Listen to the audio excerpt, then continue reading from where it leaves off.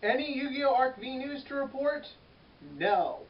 Which makes this the perfect time to say the things I want Yu-Gi-Oh! ARC V to be like. Why? Because trust me, we know how bad this could get. Cue title scene.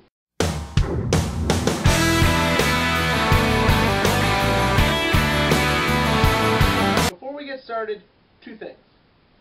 A, I've enjoyed all four Yu-Gi-Ohs. At the very worst, they're all just fun to watch. But, you know, there are things I would like to see from this franchise, and I would like to see them done right. Which leads me to think, too, these are all my opinions. These are just the hopes of me, one person.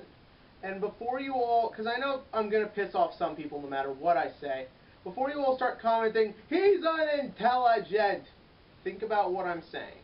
These are things that I really think we as fans should think about and really decide what we want and how we want them done. I'm just presenting the information, and what you all think of it from there, well, you can leave that as a comment. But from there, let's get started with...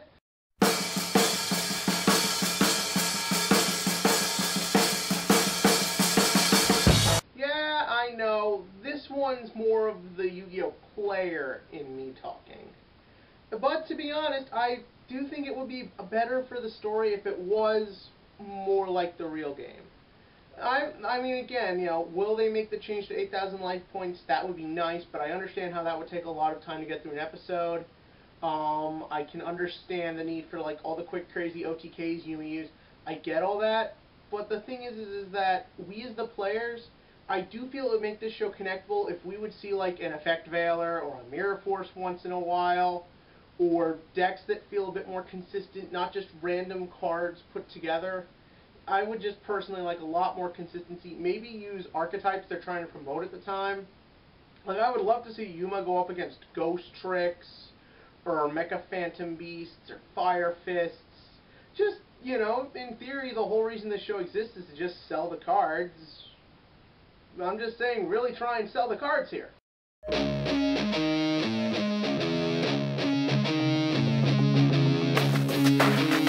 You know all those people who are Yuma's friends? You know how they don't really do much of anything? Yeah. Okay, I'm not gonna lie, I've loved Zale, and like I said, I've enjoyed all the Yu-Gi-Ohs, but one thing that definitely I think hurts Zale and GX is just so many goddamn useless characters.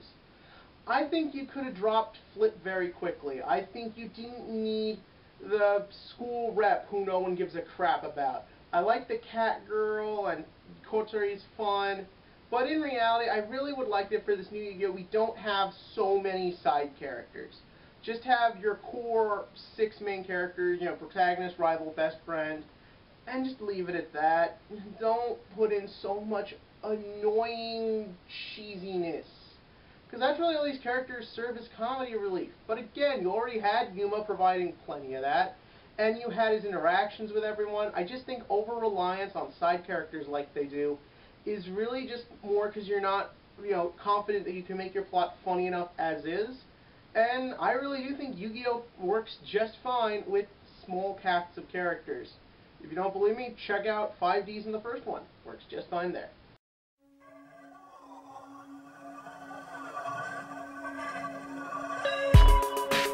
But just because you keep it to a certain amount of characters doesn't mean it's always going to work. That's why they need to be well balanced. And what I mean by that is don't turn into what they did with Jack and just make him this weird, loud, annoying comedy character. Don't drop, you know, Kiza and make her useless. I'll get to that in a little while. You know, just, you know, make the characters important, make them stay consistent. I'm just saying, it got way too annoying with how much comedy Chaz turned into. All the GX characters, if you see GX Season 4, just become irrelevant and annoying. Tristan was useless. I've already complained about the Zale side characters, but even at that, Tetsuo, he's supposed to be our best friend role, he doesn't do anything, really. I'm just saying, if there are main characters, just make me care a bit more and don't turn every little thing into bad comedy. I can't stress that enough.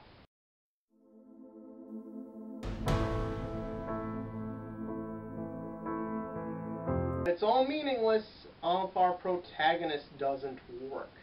Now, all 4 of our Yu-Gi-Oh! Protagonists have been very interesting characters with very fun development stages and have all gone in nice directions. However, there have been many problems. Let's be honest, in the first Yu-Gi-Oh! Who cared about Yugi? All that mattered was seeing the Pharaoh possess the little boy's body, mutate it into a bigger, stronger man, and then use it and put it in mortal danger against shadow creatures. And again, you know, you saw the same thing with Jaden. They waited way too long for that character to get serious and have a purpose. You say in the second half when he tried to seem more relaxed and they wanted him to seem more charming and happy and friendly and even funny in a few scenes, it didn't work because the character was one way for so long. Yuma, I know a lot of people hate Yuma because they find him really annoying. You can't make everyone happy and you can't make the character perfect all the time. I'm just saying, really plan out the development ahead of time. Know where you want to go, know how to symbolize that. Just keep the character focused. And again, no bad humor.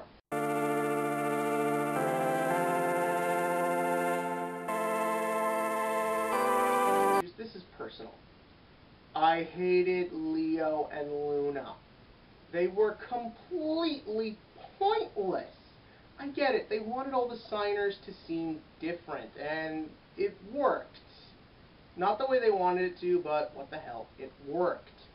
These 2 were so annoying, and the reason is they're so far apart in age from our other 4 that they can't really feel involved. It doesn't feel like a group of 6 friends, because what the hell are 4 young adult teenagers hanging out with 2 grade school looking kids? I know they were middle school, but come on, you all thought they belonged in the 3rd grade. And I'm just saying, again, Zale didn't really do this. I know Kaito was supposed to be 18 or something, but it wasn't a big deal. I would just like, you know, consistent, keep all the characters the same age. Don't go crazy. Again, Zale didn't, but it's been 4 years. Leo and Luna still annoy the shit out of me.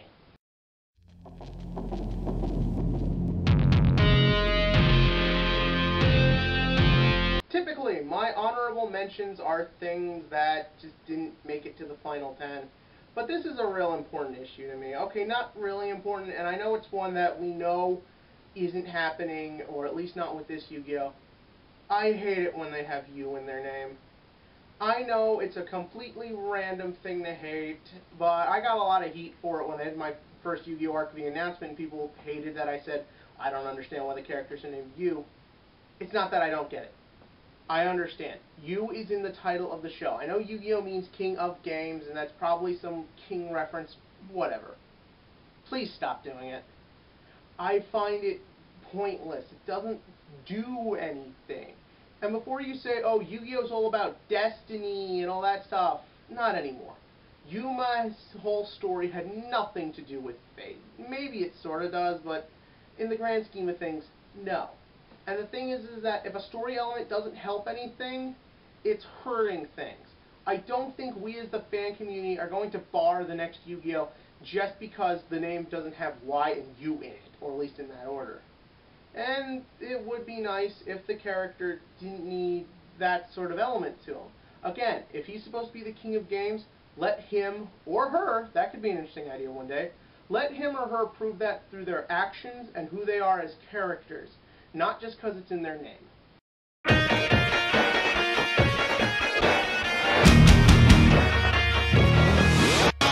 This is a tricky one. Why? Because every show needs filler.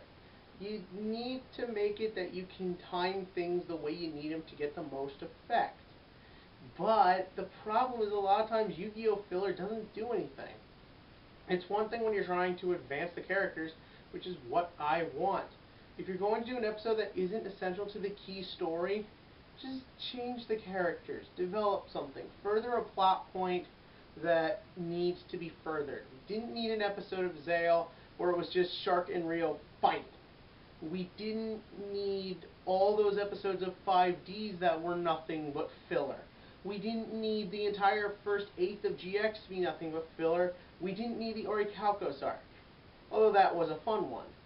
But if you're going to do filler, do it like that. Give it a point and make it fun to watch and keep developing the characters. Use that as your time to develop the character traits you know you can't get to through your main story and your main events. And once again, please no bad humor.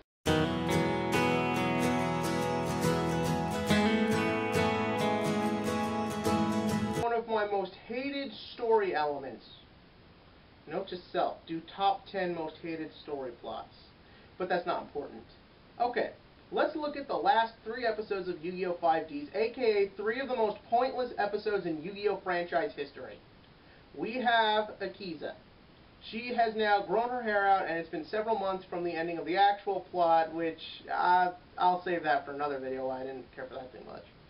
But the thing is that instead of focusing on the last 3 episodes of this Yu-Gi-Oh! Franchise that for a lot of people really revitalized it a little bit, brought it a lot of luster, really legitimized it, serious knit it, not in part due to a really cool, badass, serious protagonist, let's focus on the annoying sort of girlfriend. We spend arguably the big part of the first season was their relationship with each other, was this idea of the boy who learned to get through his tragedy by getting stronger, and the girl who learned to just avoid it with anger and pain. That was great, and I really thought that was going somewhere. Then we have to drag it out throughout the second half, then to have it climax with literally just the whole last 3 episodes told through her perspective, giving her a random goal she never had any insinuation of wanting, and then ending things off with a hand touch. It went Tarzan. By this point, even she admits she's in love with him. Just freaking do it! We're never going to visit these characters again. Hell, a lot of people think it's another freaking dimension. Just let the two... I don't know if you're allowed to let them kiss. I don't know what the deal is there. Just have them fucking say it. And for crying out loud, there's no point in hiding it. You two are supposed to be best friends. Just be honest. It annoyed the crap out of me then. It annoys the crap out of me now.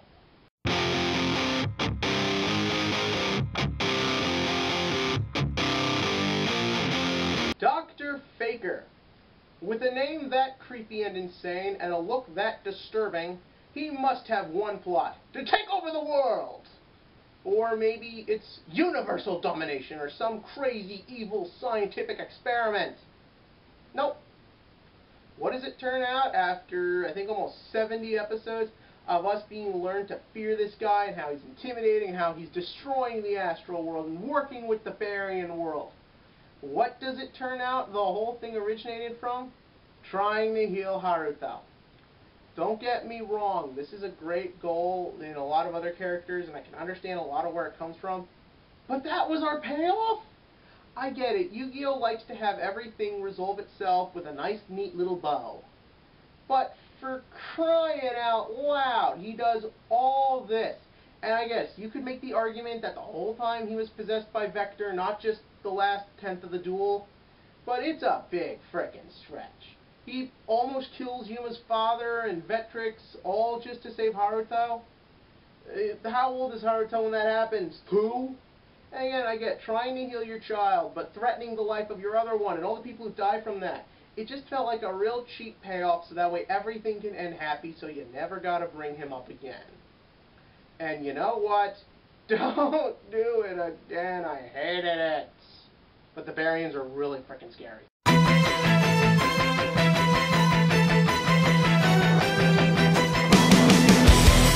Here is the biggest in-story one. Here is the one that I think the Japanese original is just as guilty as the English dub-up. It runs at such an inconsistent tone. I know that, like, in anime a lot of times you have the more bigger, outrageous humor skits, and I understand you're trying to make something that can sort of be watchable to everyone, but god damn it, when this show gets this annoying, childish tone, it's so annoying. Like I said, a lot of people didn't like Yuma because he felt like he pandered to the little kiddies, and it didn't give them a desire to continue and give it a chance. And I don't like the freaking robots, and just I mentioned 5Ds with their inconsistent tone, and GX was such a slow pace for a really wacky build-up. I just really would prefer a consistent tone. If you're going to be really serious, be really serious the whole time. Don't try to then work in cheap humor. Just be what you need to be. And, you know, the story will tell itself. I mean, you still gotta write it, but please, like I keep saying, no more bad humor.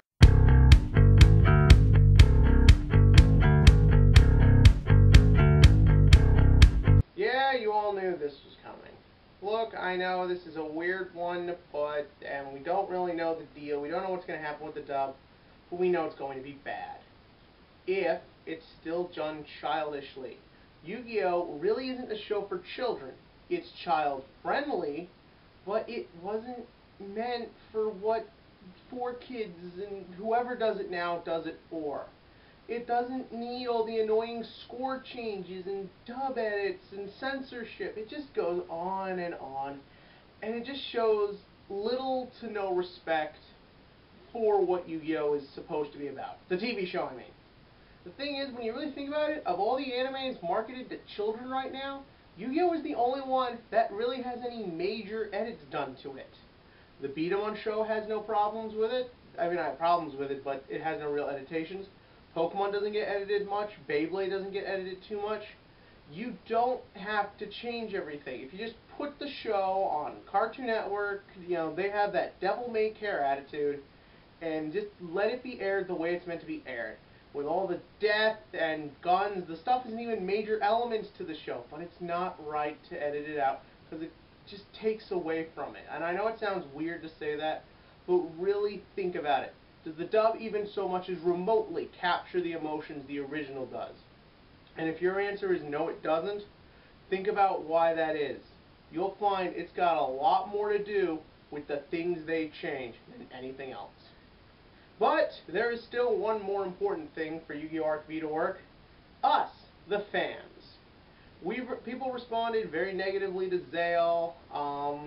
People responded mixed to GX. If we as the fans, we need to give every Yu-Gi-Oh! A chance and give it a few episodes. Zale took a little while to hit its stride, but you know what? So long as we, the fan community, stand by the franchise we love, there will always be more Yu-Gi-Oh! Stories to tell. But what do you think about that? In the comments section below, tell me your hopes for Yu-Gi-Oh! ARC V, and as always, click to like, click to subscribe, because at some point, more information will be here. And let's see if I get disappointed. And once again, no more bad humor.